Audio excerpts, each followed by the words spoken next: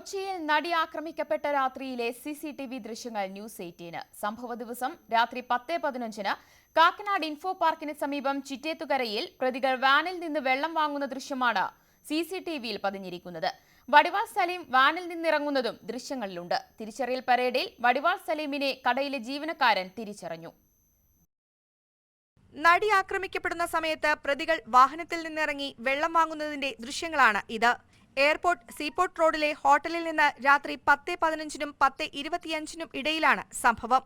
മുഖ്യപ്രതികളിലൊരാളായ വടിവാൾ സലീം 10:15 ഹോട്ടലിലെത്തുന്നു. വെള്ളം വാങ്ങി തിരിച്ചുപോയി. 10 മിനിറ്റിന് ശേഷം വീണ്ടും എത്തിയ സലീം 4 സിഗരറ്റ് കൂടെ വാങ്ങിയതായി ഹോട്ടൽ ജീവനക്കാരൻ പോലീസിന് മൊഴി നൽകി. തിരിച്ചറിയൽ പരേഡിൽ സലീമിനെ ജീവനക്കാരൻ തിരിച്ചറിഞ്ഞു. അതിൽ വെള്ളം വേണമെന്ന് പറഞ്ഞു. ആദ്യം വെള്ളം മേടിച്ചു, പിന്നെ ഇറങ്ങിപ്പോയി. രണ്ടാമത് വന്ന് ഒരു 5 മിനിറ്റ് കഴിഞ്ഞ് തിരിച്ച് വന്നിട്ട് സിഗരറ്റ് മേടിച്ചിട്ട് പോയി. അത് മാത്രമേ പഠിക്കുള്ളൂ. കൊടുത്തു.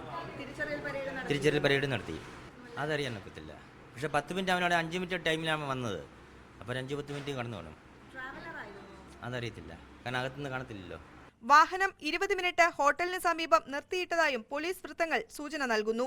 അതേസമയം കളമശ്ശേരിയിൽ നിന്ന് വാഹനത്തിൽ കയറി പാലാരവട്ടത്ത് ഇറങ്ങിയെന്നാണ് സലീം പോലീസിന് നൽകിയ മൊഴി. സലീം നൽകിയ മൊഴിക്ക് വിരുദ്ധമാണ് ഈ CCTV ദൃശ്യങ്ങൾ. സുവി വിശ്വനാഥൻ, ന്യൂസ് 18, കൊച്ചി.